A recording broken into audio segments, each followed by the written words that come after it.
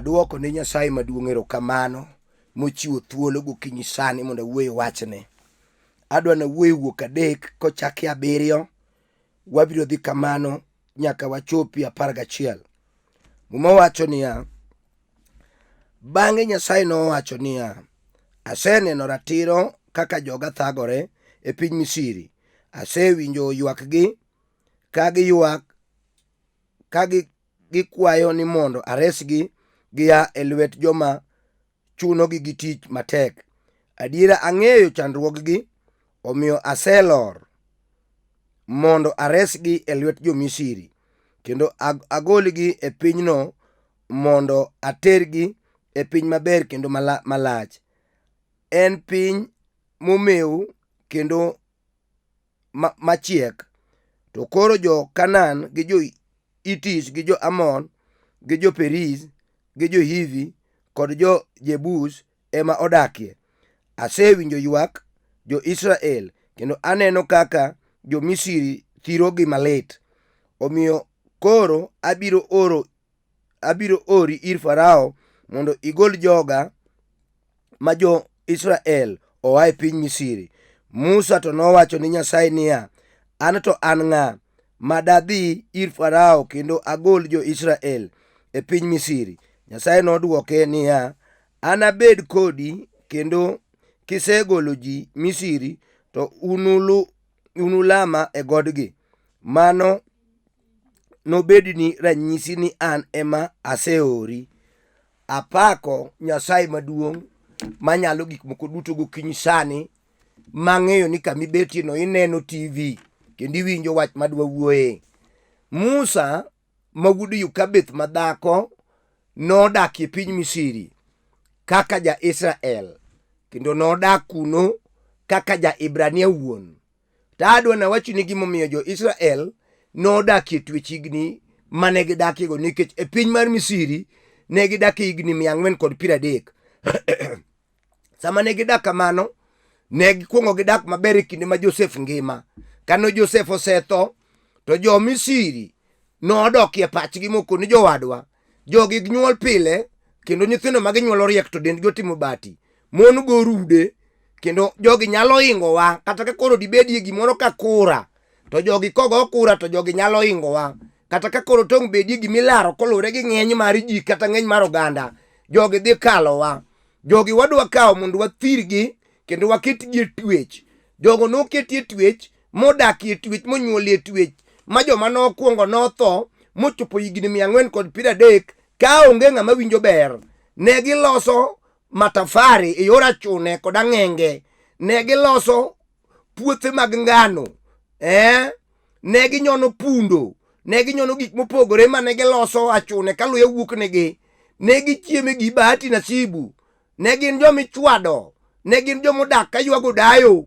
Ne gipenje chunygi ka koro gibet odhiambo samoro ka gisea tich gi nyithindgi ni to be nwayudi ng'ama nobi okonywa. Mae kaka watho e piny mok marwa, watho e piny mawendo, piny joma neko, piny joma chunygi rach, piny jomirima, piny jachune, piny joma chwado ji.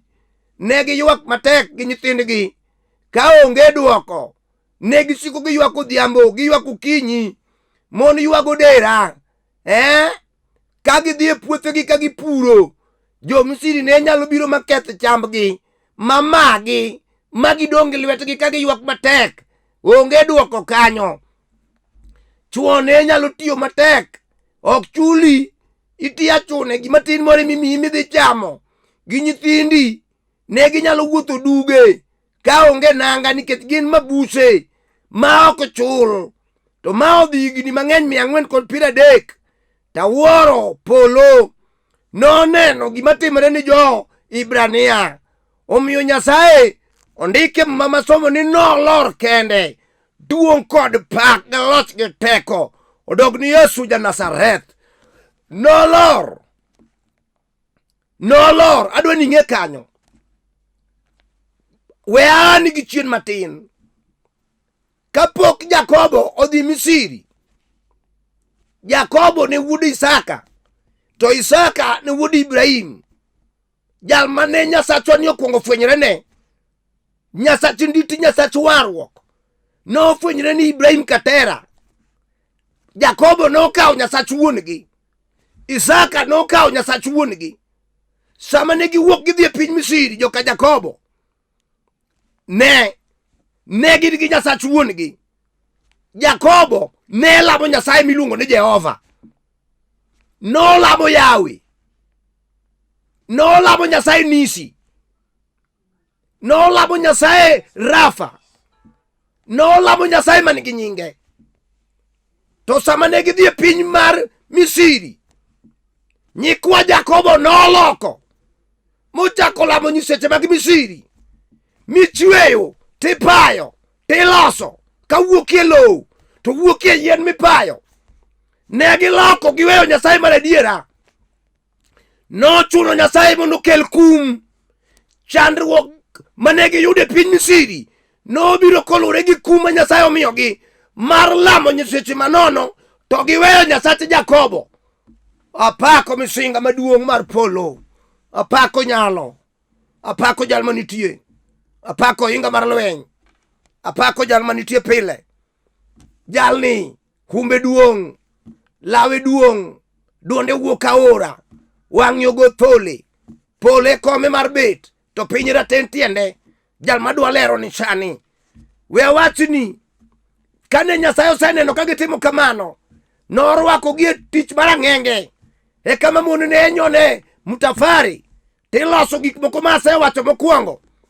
Nyasaye nojwang'ogi mowegi e lwet nono. Nyasaye nojwang'ogi, adwa ni makanyo, nojwang'ogi. Sama wuoyeni nitie ji mang'eny mane Nyasachwa ni ochwako mobedo dhano kata anyuola ma ji opakogi. Ne gibedo gi mitokni madongo e kinde mane gin gi Nyasaye, mane Nyasaye odoko jakorgi, mane Ruoth ochwakogi. Ji noluorogi, ne gibiro ka ji miyogi heshima. Tapenji, mitoknigo sama niweyo Nyasaye, sama Ruoth nojwang'i, dongi neno ka mitoknigo tiendgi sani e choten gi kidi e garat, anguro gi guogi ema riembo pile. Nyithindo matindo mobare skul ema donjo kariembo ni mae gari. Dongi neno ka Nyasaye ojwang'i kaka chal. Osiepna, liel kanidhiye mitiyudo ka ji chiemo, ne wacho ni ok icham chiemo mithoro dhino ga rodha. Kinde no ne in jal modew chamo chiemo malong'o molosi gi jomosomo catering. To tinde dongi neno kigorie chiemo kata inie liel, igorie gimirodhno go, be ikia sunga, ichako chiemo ka lweti okilogo, ma joma uchiemo ge makono mera log lweti e kichiemondi. Dong neno ka piny ogwari, piny oduoki chien. Nyasaye kojwang'o ng'ato, osiepna rach moloyo kojwang'i. Apako Nyasaye maduong' nojwang'o Nebukadneza, ma Nebukadneza ochamo lum gi dhoge ka dhiang'. Nitie mier mawae ma Nyasaye nojwang'o. Mokwongo Nyasaye ne nitie ma yowuoyi wuok piny kariek kandira, osomo, yowuoyi odhi e mbalariany, oduogo gi digriche madongo ma ji opamo, ma celebration olosi, moyang' dhiang', oluong welo, kisungu nodhumore maber, ma ji oneno ka gima taya moro donjo dalano. Yowuoyi nochako yudo tich.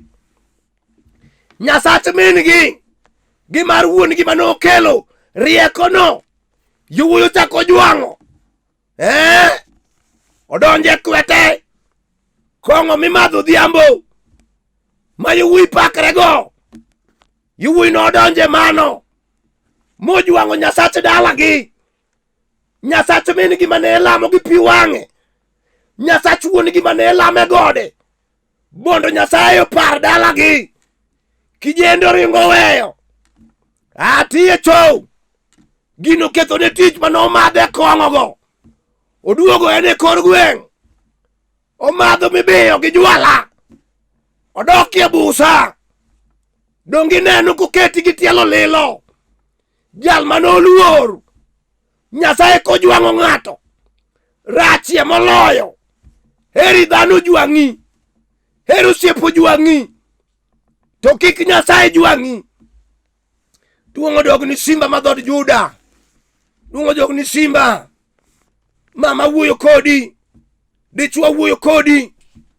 Dongi neno ka kinde mne in gi Nyasaye, kinde no ne ji oluori.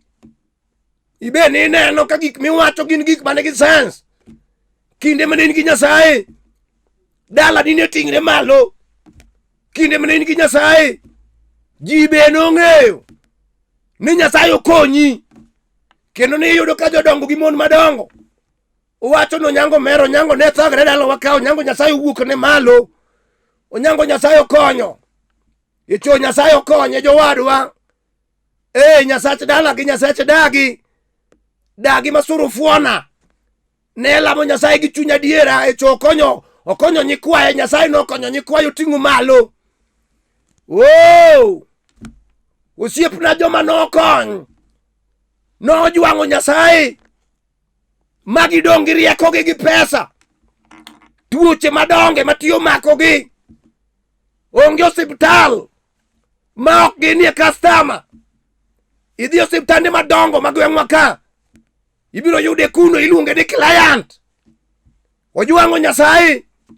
Kinde ma ng'ato ojwang'o Nyasaye, kata tuo mana makalo, rao madonji, mamaki, tuoche mag sukare gi pressure, gi alsa, onego kal mabor. To nikech ojwang'o Nyasaye, ywayo gi to rwako. Iwinjo nyako, baka dwa wacho ni malong'o. Chuori mane werugo, manori uga arus ma urwako, wuotho renge ka udhi, mung'olo kek muchiwo ni jodolo, mugo tongu piny molamni, ni wuok gi Nyasaye. Kidhi tedo e gweng' mitedeno, sama ni chako dok chien mos, nyoluoro mayandi dhi e chon sa 8, ichuni ga chuna tinde.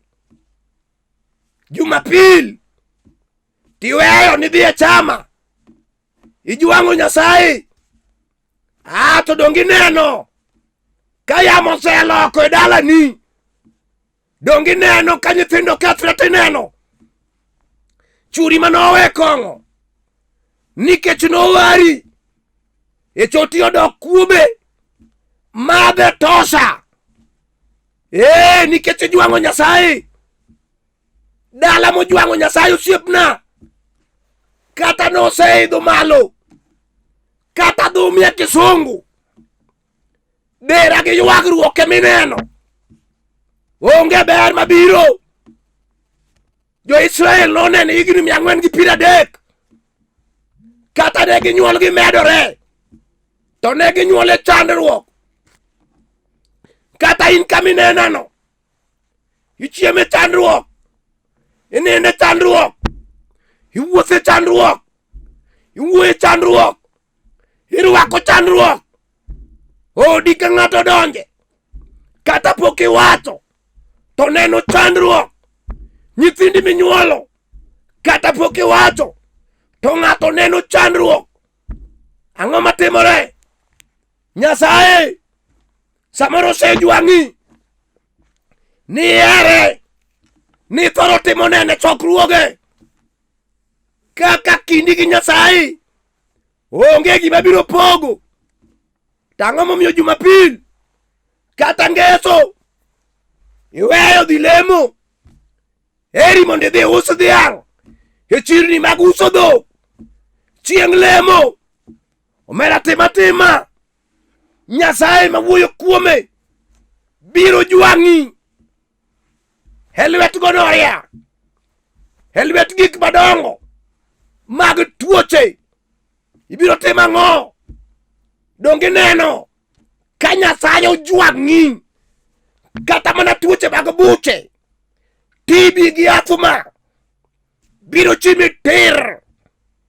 Dera gi tho mapore biro donjo e dhorangai, tiyo matek mag tije mojwang' biro donjo e dhorangai, nikech Nyasaye ojwang'i.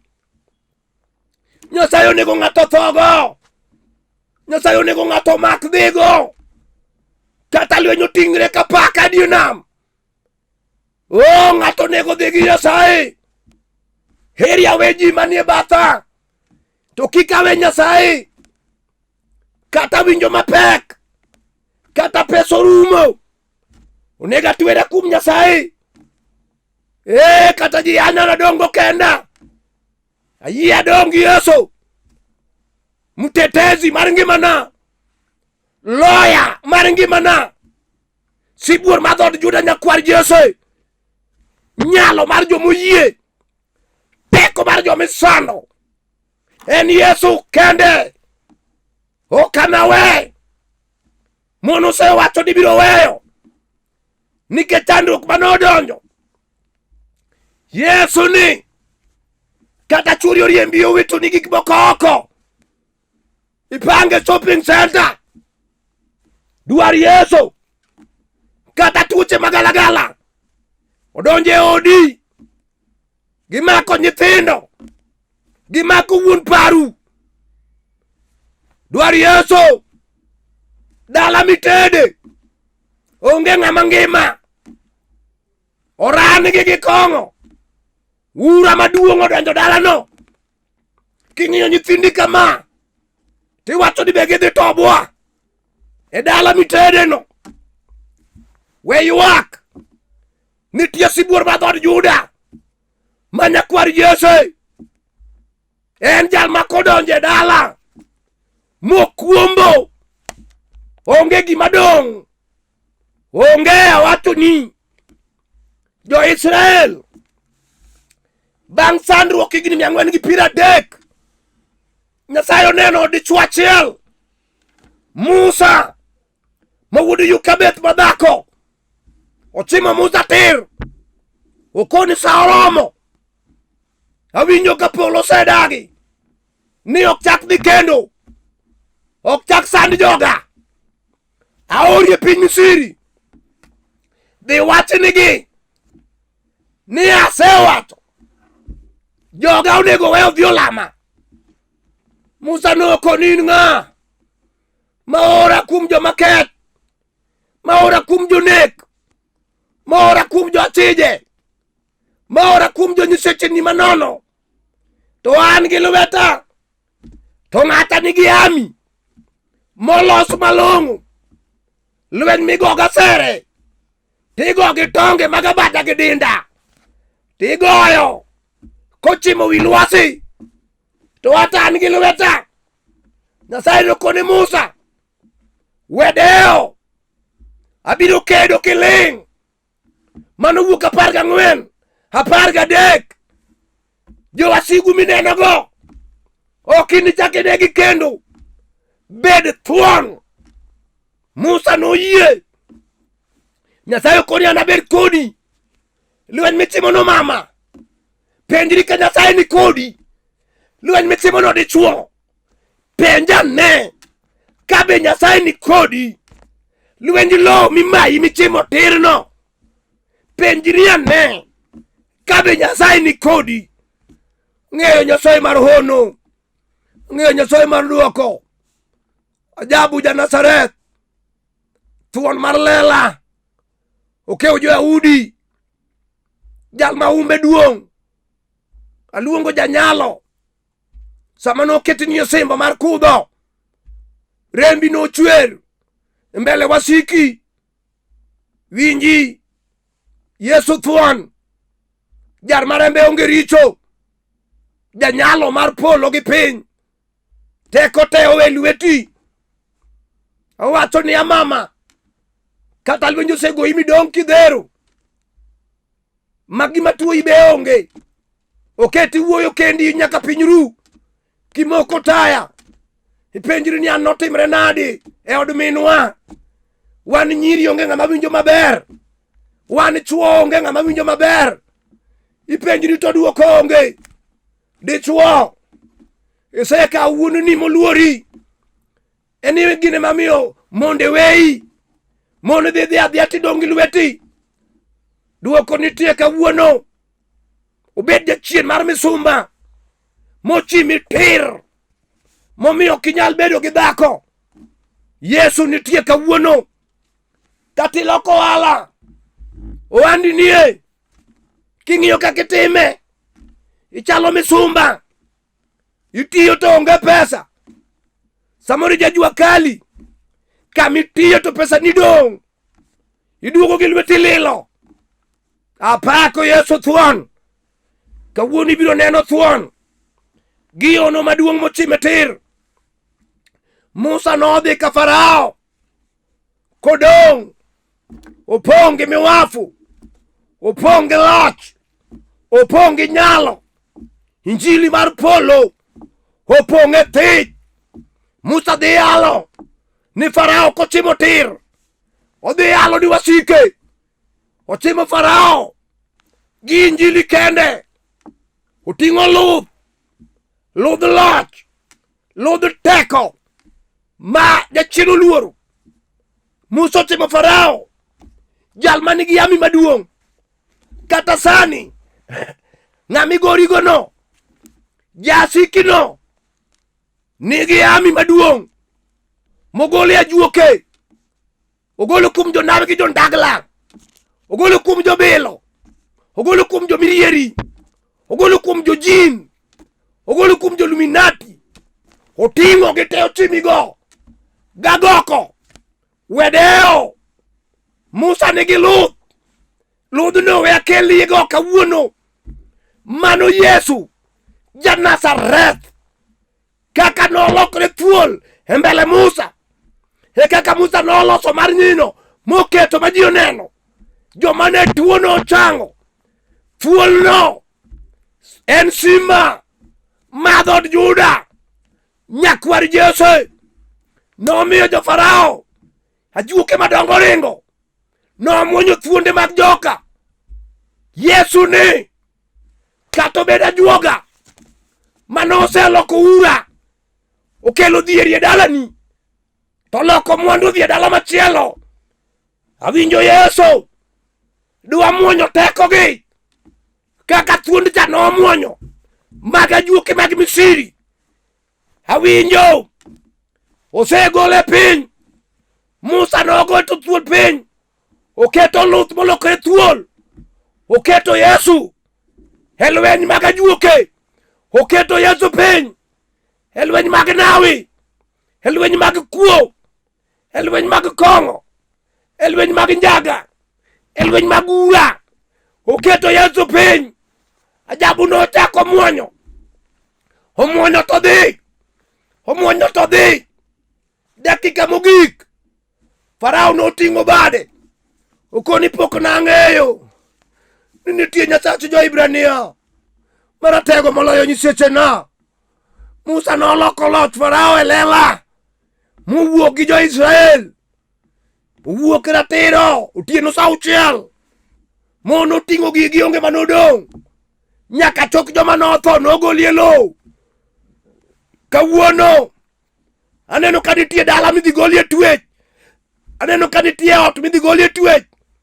Nyako jachien mosetwe higni 20 Jehova dwa golo kawuono. Kijana lweny mosegoyi nyaka sombi certificate mar university gi college tinde ni duoko mikane sanduku katich onge. Kawuono wacho ni akoro ni wach biro yudo. Offices madongo biro yao ibiro yudo ka Yesu telo onge gima nyalo tami.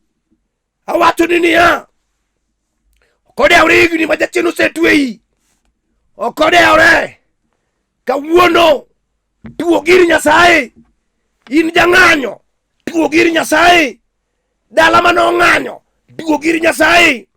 Kijana moweyo Nyasach dalagi Nyasaye mar adiera ma min gi noywake gi pi wang'e tuo gir Nyasaye.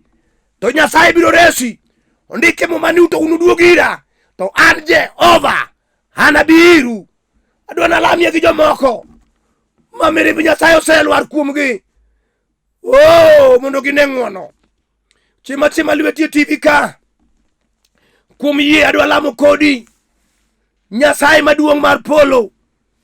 Erokamano kuom mamano, kuom dichuogno, kuom kijana morieyo lwete TV tir, timne ono, osejwang'i, omiyo mirimbi oselwar kuome. Wene ndike muma ni ka ng'ato duogo iri dongi dhi ire. Jehova ng'won ni kijanano makendo tamo, ng'won ni dhakono makoko magwoto tamo, onge kwe. Dichuogno makaka oyud dhiang' oter ir dhako kuma nyakono nyuole, otame. Nyasaye chung' kode lweny. Ng'ama tuono change sani e nying Yesu Kristo ja Nazareth. E nying Yesu changi. Apako misinga mar lweny. Nyasaye maduong' parna Amos mawuodo dera kanie piny Nairobi, Kabiria, parna chiega Maselina Piyo, Maroche kanie piny Rambugu sani. Apako Nyasaye maduong'. Parna Polo Gembo, Bishop mawuod Kakdhimu, parna Die manyakwara Die, dichuo mayalo injili. Parna Collins mawuod Odero, Jaugenya, uchung' yalo wachni, pare gi ode. Nyasaye maduong'. Parna Nyasembo Wera kayalo e piny Kibira. Nyasaye mar polo, duong' kod pak loch gi teko dogni. Alami kan gi yie ni setimo e nying Yesu Kristo Ruodhwa. Amen. Kora wachuni niya, samoro in gi wach midwa nalamnie, samoro idwa mondo ibi mondo walam kodi kama aleme kanisa miluongo ni The Finished Work at Calvary. Nyinga gin Bishop Samuel Maroche, an wuod Ogola. To mae namba makidwaro kigoyo tiyuda 07 400 87 57 5. Anuoyo 07 400 87 57 5. Kigoyo tiyuda. An e piny Nairobi, ayalo kamiluongo ni Kibera Olympic. Nyasaye madigwedhi. Shalom, shalom, shalom.